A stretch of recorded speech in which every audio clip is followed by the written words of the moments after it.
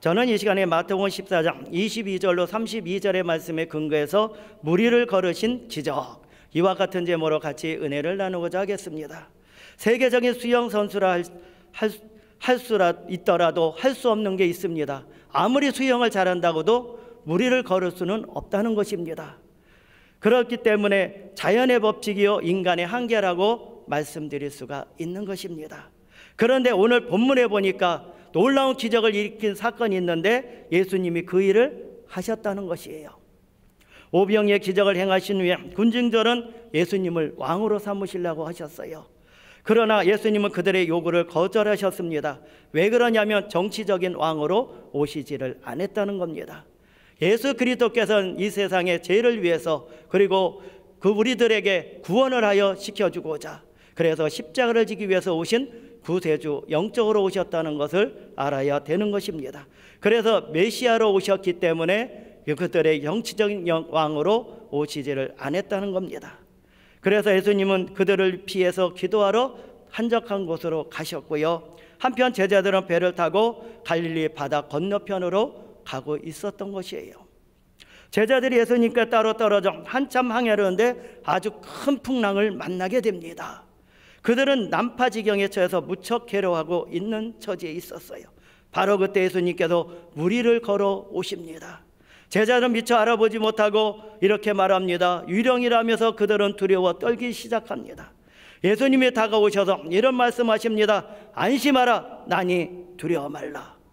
말씀으로 그들을 안심시켰고 결국 제자들이 탄 배는 목적지까지 안전하게 도착할 수가 있었어요. 예수님은 이 사건을 통해서 역시 하나님의 아들이심을 증거하고 계십니다. 이것은 곧 무리를 걸으신 기적을 보여주고 있는 것이에요. 아무쪼록 이 시간 기적의 말씀을 살펴보므로, 하나님의 말씀을 들으므로 오늘도 이 시간에 예수님을 만나시길 바랍니다. 더 나아가 거센 풍랑이 닥쳐오는 인생에서 어떻게 승리할 건가, 오늘 이 시간에 비결을 배우시기를 바랍니다. 첫째로, 인생의 항해에 있어서 닥쳐오는 풍랑이 있다는 것을 여러분들은 알아야 돼요. 흔히 인생을 가리켜 바다를 항해하는 것이라고 비유하는 사람들이 많이 있습니다. 바다를 항해하다 보면 필연적으로 만나는 것이 바다의 바람이라고 말씀드릴 수가 있어요. 그런데 순풍을 만나는 것뿐만 아닙니다. 역풍을 만날 때도 있는 것이에요. 그래서 인생을 항해라고 그렇게 표현하고 있는 것입니다. 오늘 본문 말씀은 물론 실제 사건을 우리들에게 보여주고 있어요. 동시에 우리 인생의 모습은 그 비유로서 설명해주고 있는 것입니다. 제자 중 여러 명이 어부 출신입니다. 그들은 기술을 가지고 있었고요, 아주 풍부한 경험도 있었다는 것입니다. 그럼에도 불구하고 갑자기 동풍이 불기 시작합니다. 그리고 풍랑이 일자 꼼짝없이 괴로움을 당하는 처지에 이르고 말았어요. 갈릴리 바다는요, 상대적으로 깊은 높은 채로 있다 보니까 기온이 높아 있습니다. 그러다 보니까 그 온도차로 인하여 때때로 돌풍이 불기 시작합니다. 날씨가 변덕스러워서 언제 바람이 불지 예측하기 힘든 그런 처지에 있는 환경인 것입니다. 그러자 일단 바람이 불면은 풍랑이 아주 대단하게 몰아치기 시작합니다. 우리 다 같이 마태복음 14장 24절을 보시길 바랍니다. 다 같이 봉독하겠습니다. 배가 이미 육지에서 술이나 떠나서 바람이 거스름으로 물결로 말미암아 고난을 당하더라. 큰 바람이 불어 큰 파도가 일어났다는 것입니다. 여기에서 우리 인생에 대해서 어떤 점을 깨달을 수 있을까요? 그것은 고난은 누구에게나 다가온다는 사실을 여러분들은 깨달아야 되는 것입니다. 기술 있고 경험이 많은 노련한 어부에게도 풍랑은 다가왔어요.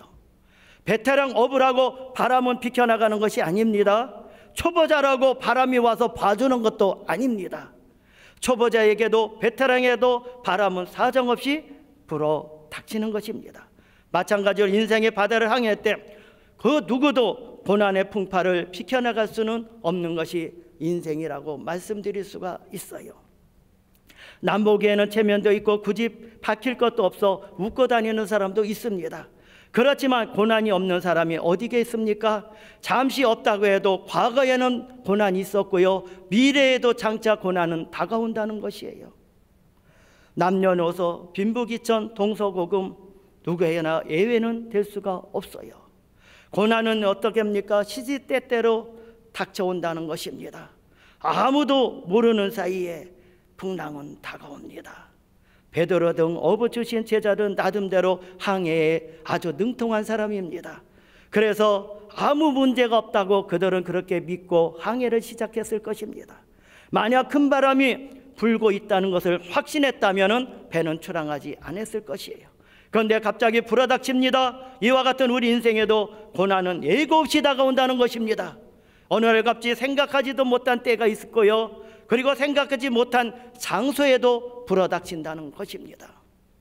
신앙생활을 해도 고난은 닥쳐옵니다. 무엇일까요? 신앙생활을 잘해도 고난은 우리들에게 닥쳐옵니다. 마태복음이나 마가복음 병행 구절을 보면 제자들이 항해하는 것을 순전히 예수님이 명령한 것을 볼 수가 있어요. 우리 다 같이 마태복음 14장 22절을 보시기를 바랍니다. 다 같이 봉독하겠습니다. 예수께서 즉시 제자들을 재촉하사 자기가 무리를 보내는 동안 배를 타고 앞서 건너편으로 가게 하시고. 그러니까 이런 의문을 가질 수가 있습니다. 예수님께서 명령했는데 왜 풍랑이 일어날까? 우리는 한 번쯤 생각을 해볼 수도 있어요. 그러나 다른 사건 마가복음 4장을 보면 그때 제자들이 배에 예수님을 모시고 항해하는 장면이 있습니다. 그런데 그때에도 광풍은 불었고 풍랑은 일어났다는 거예요. 우리들은 흔히 이런 생각을 합니다. 죄 지은 사람이나 하나님과 멀어진 사람에게만 풍랑이 다가오지 않는가? 그래서 하나님께서는 그들을 깨우치기 위해서 사랑의 매를 들지 않는가? 그래서 올바르게 신앙생활을 하기 때문에 연단은 다가오는가? 우리는 그렇게 생각을 할 수도 있어요. 그러나 신앙생활을 잘하고 죄를 짓지 아니해도 얼마든지 고난은 다가올 수 있다는 것을 여러분들은 알아야 됩니다.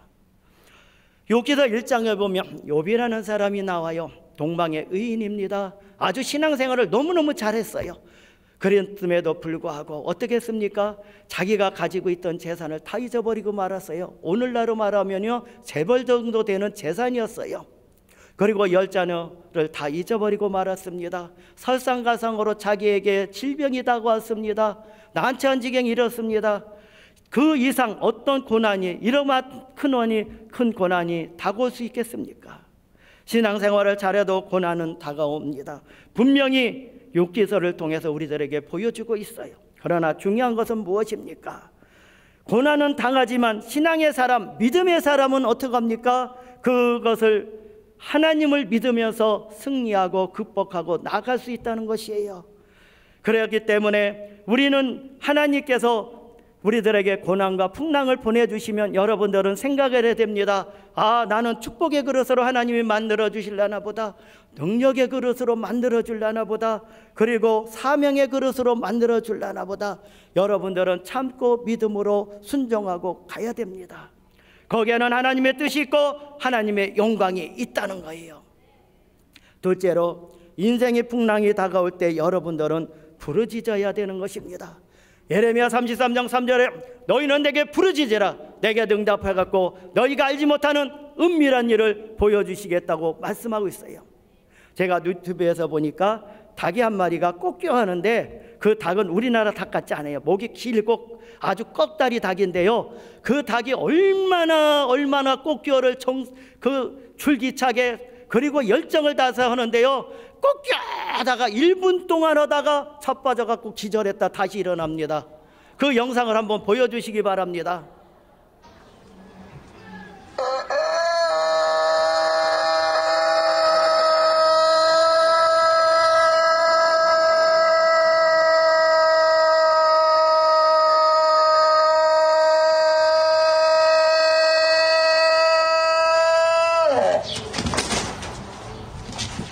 저것 봐요. 자빠졌다가 일어나지 않습니까? 얼마나 열정적으로 꽂기했는데 저의 들리는 귀에는 주여 주여 주여 하는 것 같아요. 여러분들도 이렇게 한번 기도해 본 적이 있습니까? 한번 여러분들 생각해 보시기 바랍니다. 풍랑보다 더 큰 문제, 불신앙으로 기도하지 않았기 때문입니다. 예수님의 제자들은요. 제자들이 한참 괴로움을 당할 때 예수님이 무리로 걸어오셨어요. 그들을 도와주려고 오신 것입니다. 그런데 그들은 어떻게 반응을 했습니까? 마태복음 14장 26절을 보시기를 바랍니다. 다 같이 봉독하겠습니다. 제자들이 그가 바다 위로 걸어오심을 보고 놀라 유령이라며 무서워하여 소리 지르거늘 예수님을 잘 알아보지 못하고 두려워 떨고 있었다는 것입니다. 제자들이 얼마나 어리석고 둔한지 모릅니다. 그들은 이미 여러 가지 이적, 기적을 체험했다는 거예요. 방금 전에 오병의 기적을 그들은 보았습니다. 앞서 비슷한 사건이 있지 않았습니까? 마가복음 4장에도 마태복음 8장에도 예수님과 함께 배를 타고 갔는데 풍랑을 만납니다. 파도를 만납니다. 바람이 심하게 붑니다. 그런데 주무시던 예수님이 깨어나셔서 뭐라고 하십니까? 광풍을 잔잔케 하지 않았습니까? 그러면 예수님이 하나님의 아들이라는 것을 깨달아야죠. 그러면 그것을 알았다면 풍랑이 다가왔을 때 믿음으로 그것을 응용하고 가야 되지 않습니까? 예수님이 멀리 계신다고 하더라도 핑계가 되지 않습니다. 불러보기라도 해야죠. 주님을 불러야 됩니다. 주여 주여 주여 하면서라도 내가 죽게 되었사오니 예수님 살려주세요. 이렇게 한번 여러분들이 기도를 해야 됩니다. 예수님의 제자들은 이렇게 풍랑이 다가올 때 기도를 하지 않았어요. 인간의 경험으로 철학으로 방법을 동원했다는 겁니다. 그런데 예수님이 다가오셔서 알아보지도 못하는 그 제자들에게 마태복음 14장 26절에 보니까 심지어 예수님을 가리켜 유령이라고 소동을 부립니다. 이것이 그들에게 큰 문제예요. 심령이 둔해버렸다는 겁니다. 그들은 영적으로 어두워 있었다는 거예요. 온전한 신앙을 정립하지 못하고 있었다는 겁니다. 여러분 생각해 보십시오. 만일 그들에게 온전한 신앙이 있었다면 풍랑이 무슨 문제이겠습니까? 예수님을 부르고 기도로 도움을 청했더라면 그 모든 문제가 다 해결되었을 텐데. 사무엘상 1장에 보면 한나라는 여인이 나옵니다. 이 여자는요, 그 외적으로 볼 땐 부족함이 없는 것 같아요. 사랑하는 남편을 만났지 않습니까? 그리고요, 명문가정에서 삽니다. 물질적으로 풍부해요. 그런데요, 2%가 모자랐던지 분인나라는 여자가 뭐라고 계속 마음을 긁습니다. 애도 못 낳는 여자라고 자꾸 시기하고 질투하고 미워합니다. 그랬을 때 이 한나라는 여자는 견디지 못하고 하나님의 성전에 올라가서 부르짖기를 합니다. 금식하며 하나님께 기도하는데 얼마나 열정적으로 기도했던지 엘리 제사장이 오해합니다. 대낮부터 독주를 마셨다고 술을 끊으라고. 엘리 제사장도 영적으로 눈이 어두웠었나 봅니다. 기도하는 걸 모르고. 그랬는데 그 한나라는 여인이 엘리 제사장에게 설명을 했을 때 엘리 제사장이 축복을 주셔서 아들을 얻는 놀라운 축복의 응답의 말씀을 갖고 가서 그 아들을 잉태합니다. 이사야 38장 1절 6절에 보니까 시스라에게 문제가 다가왔어요. 선지자가 와서 이런 말을 합니다. 당신은 몇 날이 못 되어서 죽을 것이라고. 청청병력과 같은 소리를 들었습니다.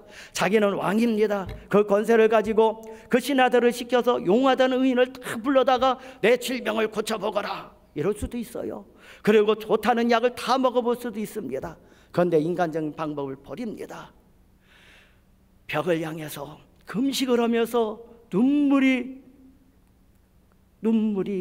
흐르고 담벽을 적시듯이 하나님을 부르짖고 기도하고 하나님 살려달라고 그가 부르짖고 기도했더니 그 벽을 향해서 기도했는데 벽이 무너지는 역사가 일어나고 하늘문이 열리고 그녀에게 축복을 주셔서 응답의 말씀 15년의 생명을 연장하는 축복을 받게 됩니다.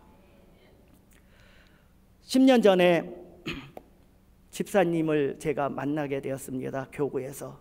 그런데 그 집사님이 굉장히 열심히 부부가 일해갖고요, 전철역 10분 거리에 되는 곳에 아주 좋은 빌라를 사게 되었어요. 너무나 좋아해갖고요, 우리 지역 식구들이 가갖고요, 하나님께 감사기도 하면서, 그리고 축복한다고 여러 물건 선물도 갖고 싸갖고 가서 그래서 갖다 드렸어요. 그리고 예배 드리고 이사 예배를 드리고 왔는데 일주일 뒤에 그 집사님이 달려와서 이런 말합니다. 목사님, 큰일 났어요, 큰일 났어. 왜요? 그랬습니다. 나는 그 건물이 무너진 줄 알았어. 그랬는데 그 집사님이 3층에 사는데 4층에 무당이 이사 온 거예요. 밖에서 웅성웅성하고 사람들이 막 말을 하길래 나가봤더니요, 창문에 깃대가 들렸는데요, 그 깃대에 3가지가 걸렸는데 빨간 색깔, 하얀 색깔, 그리고 태극기가 걸려 있는 겁니다.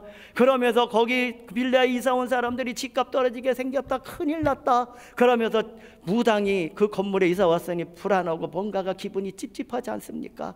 그랬는데 이 집사님이 3층에서 누워서 잘라고 하면은요, 무당이 구트는 것 같고 꽹가리와 징이 울리는 것 같고, 그리고 무서운 그림이 왔다 갔다 하는 것 같고 잠을 못 자겠다고 노이로제 걸리고 우울증같이 걸렸다는 거예요. 나한테 와서 목사님 어떻게 하면 좋습니까? 그래서 우리 10년 전에는요, 툭 하면은 금식하며 우리는 작정 예배 드리는데 보통 3일은 기본이었고요, 그리고 일주일도 기본이었었습니다. 그 정도로 작정 예배를 잘 드렸어요. 그러면 집사님, 우리 일주일 작정 기도합시다. 그래갖고 권사님들하고 지역 식구들이 모여서 하나님께 부르짖고 기도하는데 하나님이 응답의 말씀을 저에게 주셨어요. 이사야 40장 10절, 두려워하지 말라, 놀라지 말라는 겁니다. 담대히 가서 이 말씀을 전했고요, 그리고 합력하여 선을 이룬다는 그 말씀을 주셔서 하나님은요, 합력하여 선을 이루어 주십니다.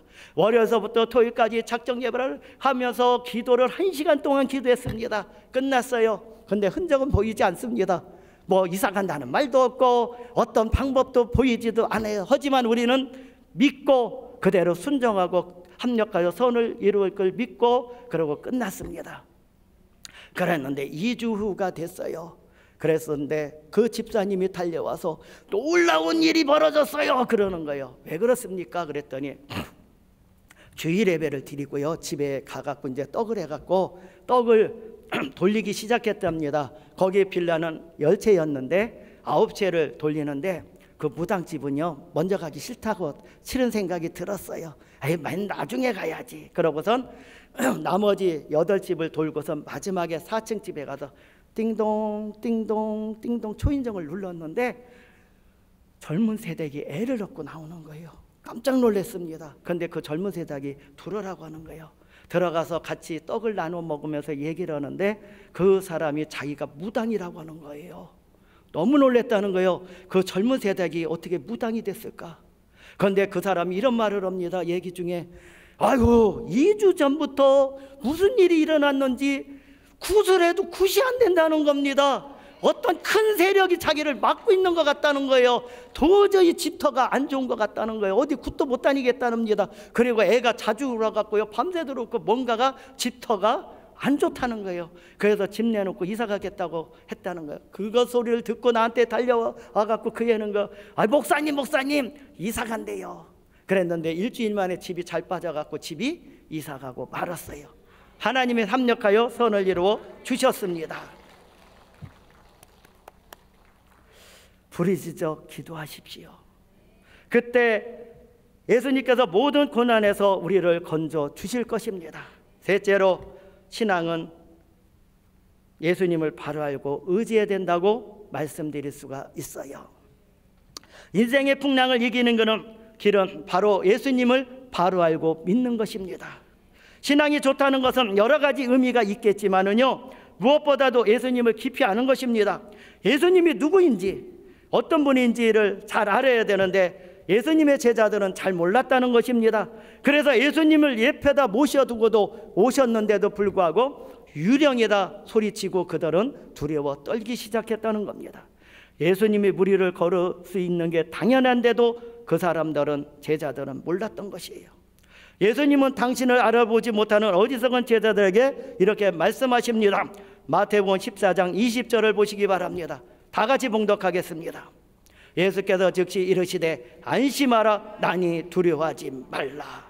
오늘 여러분들에게도 하나님의 응답의 말씀, 이 말씀을 주고 계십니다. 사실 하나님을 인간의 말로 어떻게 표현할 수 있겠습니까? 설명할 수는 없어요. 이 말씀은 곧 하나님의 말씀, 자전자, 무한한 자, 전능자라는 뜻입니다. 예수님의 말씀도 마찬가지입니다. 제자들에게 당신임을 알리면서 동시에 하나님으로서 신적인 존재로 보여주고 있어요. 그러면서 구체적으로 이렇게 말씀하십니다. 난이 두려워 말라. 오늘 여러분들의 질병이 있습니까? 물질의 문제가 있습니까? 가정의 문제, 직장의 문제가 있습니까? 주님께서 말씀하십니다. 난이 두려워 말라. 이 말씀을 통해 예수님은 어떤 분으로 나타나고 있는지 아십니까? 예수님은 전능하신 하나님으로 보여지고 있어요. 예수님은 하나님의 아들 곧 하나님 자신을 나타냅니다. 인간의 몸으로 입고 왔지만은 전능하신 하나님이시에요. 그래서 무리를 걸은 것이 그 증거로 보여주고 있습니다. 그러므로 그분은 우리가 당면한 어떤 문제라도 해결해 주실 수가 있어요. 시편 46편 1절에 보니까 하나님은 우리의 피난처라고 말씀하십니다. 힘이 되신다고 말씀하십니다. 환난 중에도 큰 도움이 되신다고 말씀하고 있습니다. 어떤 문제보다도 크시고 능력 있는 분이십니다. 인생이 풍랑이 다가올 때 전지전능하시며 인간의 생사업을 주관하시는 예수님을 바라보시기를 바랍니다. 예수님은 사랑의 하나님이시여요. 예수님은 우리를 무한하게 사랑하십니다. 십자가에서 죽기까지 우리를 사랑하셨어요. 그래서 요한복음 10장 11절에 보니까 우리를 양으로 비유하면서 그 목자는 양을 위해서 목숨을 바친다고 그렇게 말하고 있습니다. 예수님은 항상 우리를 사랑하고 계셔요. 제자들은 예수님이 떨어져 계시니까 자기네들이 방치된 것처럼, 자기네들만 뚝 떨어져 있는 것처럼 그렇게 느꼈을 것입니다. 아닙니다. 예수님은 따로 계셨지만 그들을 위해서 기도하셨어요. 동시적으로 신적인 능력으로 그들을 계속 주시하고 계셨다는 겁니다. 마가복음 6장 48절에 보면 이런 기록이 있어요. 바람이 거슬림으로 제자들이 괴로이 노젓는 것을 보시고 제자들을 보고 계셨다는 겁니다. 아니 몇십 킬로 떨어져 있는데 어떻게 보고 있습니까? 아이 만원경을 갖고 있나? 야간 투시경을 갖고 있나? 아닙니다. 예수님은 육신의 옷을 입고 있지만 하나님이심으로 신적인 능력을 가지고 계시다는 것이에요. 멀리 떨어 계셔도 바로 옆에서 보는 것처럼 보고 계십니다. 그래서 금세 무리를 걸어오신 거예요. 그렇게 몇 킬로가 떨어져 있는데도 금방 예수님의 제자들에게 무리를 걸어서 오셨다는 겁니다. 그렇습니다. 하나님은 늘 우리를 주목하고 살펴보고 계셔요. 시편 34편 15절에 야훼의 눈은 의인을 향하고 그 귀는 저의 부르짖음에 귀를 기울이신다고 말씀하고 있습니다. 여러분들이 하나님께 부르짖고 기도하면은요, 예수님께서 오셔서 귀를 기울이시고 여러분들이 어떤 기도하는가를 듣고 계십니다. 이사야 49장 15절로 16절에 보니까 항상 잊지 않고 우리를 사랑하고 계신다는 건데요, 어느 정도로 사랑하냐면 여러분들을 낳은 부모님보다도 더 사랑한다는 거예요. 어찌 여인이 그 젖먹이는 자식을 잊겠으며 자기 태에서 난 아들을 긍휼히 여기지 않겠느냐. 그들은 혹시 잊을지라도 나는 너희를 잊지 않는다. 손바닥에 너희들의 이름을 새기고 있다고 합니다. 그래서 하나님은 손바닥 이름을 보면서 기뻐하고 계시고 우리를 지켜주시고 불꽃 같은 눈동자로 지켜주시며 푸른 초장에 누시며 실 많은 물가로 인도하여 주셔요. 주님이 항상 나를 사랑하고 계심을 믿고 의지할 때 어떤 고난도 우리는 이겨낼 수가 있습니다. 또한 예수님은 우리를 끝까지 사랑하십니다. 제자들에게 다가오신 예수님은 풍랑을 잔잔케 하셨어요. 그 위에 어떻게 하셨습니까? 목적지까지 안전하게 인도하여 주셨어요. 여러분, 우리 인생도 마찬가지입니다. 예수님은 우리를 끝까지 돌봐주시고 인도하여 주시는데 어디까지 인도해 주시는지 아십니까? 천국에 이를 때까지 인도하여 주십니다. 요즘 사회에는 고령화되면서 노후 걱정이 된다고 하면서 많은 사람들이 어떤 보험을 드는지 아십니까? 종신보험을 든다고 합니다. 그런데 이보다도 더 좋은 보험이 있는데 무슨 보험인지 아십니까? 생명의 보험, 영생보험이 있다는 것입니다. 주님은 종식토록 우리들을 끝까지 돌봐주시고 인도하여 주셔요. 이사야 46장 4절에 너희가 노년에 이르기까지 내가 그리하게 하고 백발이 되기까지 내가 너희를 품을 것이라는 것입니다. 백발이 될 때까지도 지켜주시고 끝내는 천국으로 인도하여 주시겠다는 말씀입니다.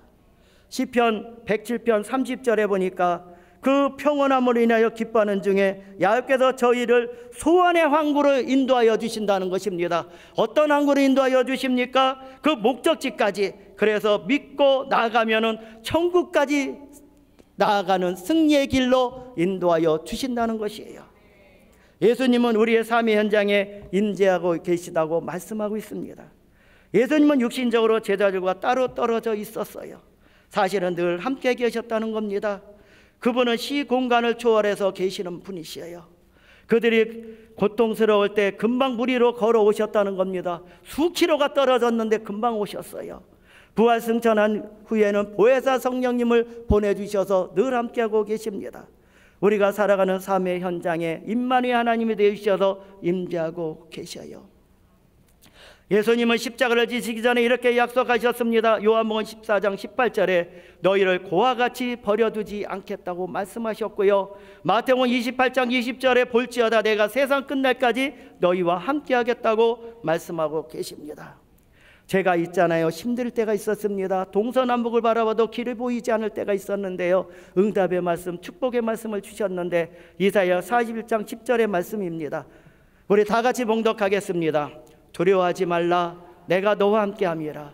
놀라지 말라 나는 내 하나님이 됨이라. 내가 너를 굳세게 하리라. 참으로 너를 도와주리라. 참으로 나의 의로운 오른손으로 너를 붙들리라. 아멘. 뭐라고 하십니까? 두려워하지 말라는 겁니다.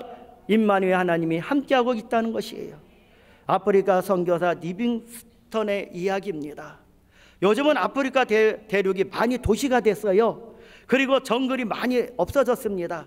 하지만은 그 리빙스턴이 선교 사역을 떠날 때는요 아주 밀림이 우거져 있었고요. 거기에는 식인종들도 있었답니다.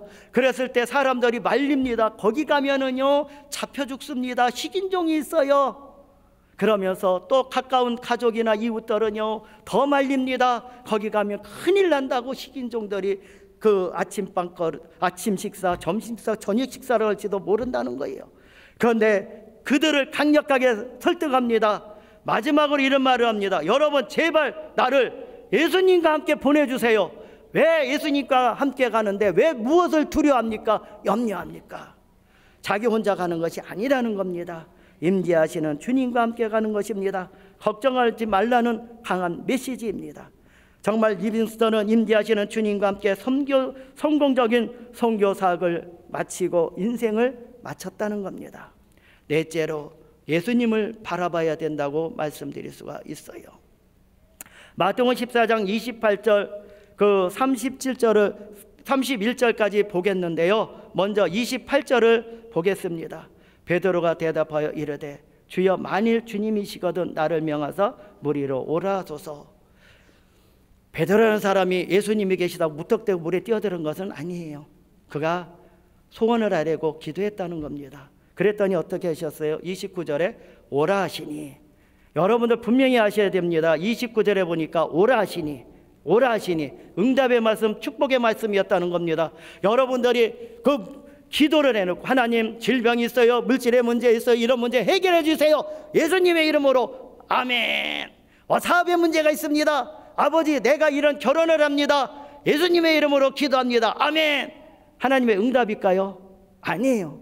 주님께서 들려주시는 음성이 있고요. 마음으로나 환경적으로나 그 말씀을 성경을 통해서 비춰보고 야 이것이 하나님의 응답이구나 이렇게 알 수 있다는 겁니다. 베드로가 배에서 내려 물 위로 걸어서 예수님께로 갑니다. 30절을 보시기 바랍니다. 바람을 보고 무서워 빠져가는지라 소리질러 이르되 주여 나를 구원하소서 하니. 처음에는 응답의 말씀, 축복의 말씀, 능력의 말씀을 믿고 갔습니다. 그랬는데 환경을 바라봤습니다. 넘실거리는 파도를 봤어요. 겁을 먹다는 것입니다. 믿음은 온데간데 사라져버리고 주님을 잊어버리고 이렇게 나 죽게 되었으니 살려달라고 애청하는 장면이 나옵니다. 무서워 빠져가는지라 소리질러 이르되 주여 나를 구원하소서 하니. 창세기 3장에 보면요 아담과 하와가 나옵니다. 하나님께서 말씀을 주셨어요. 선악과를 따먹는 날에 정령 죽으리라. 그랬으면 보지도 말고 만져보지도 말았어야죠. 그런데 선악과를 바라봤다는 겁니다. 계속 봤다는 겁니다. 그래서 어떻게 했어요? 유혹을 받아서 선악과를 따먹어서 그들의 영혼 죽고 말았어요. 출애굽기 14장에 보면 홍해수가 갈라지는 역사가 있습니다. 이스라엘 백성들이 430년간의 종살이를 했어요.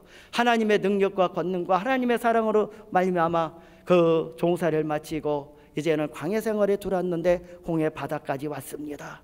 그런데 오른쪽과 왼쪽에는 깍듯한 절벽이요, 뒤에는 애국 군대가 시퍼런 칼을 가지고 죽이겠다고 달려오고 있습니다. 동서남북을 바라봐도 희망이 없는 그런 지경이 있습니다. 그랬을 때 이스라엘 백성들은 넘실거리는 파도를 보고 두려워하고 뒤에 시퍼렇게 칼을 들고 오는 애국 군사들을 보고 두려워합니다.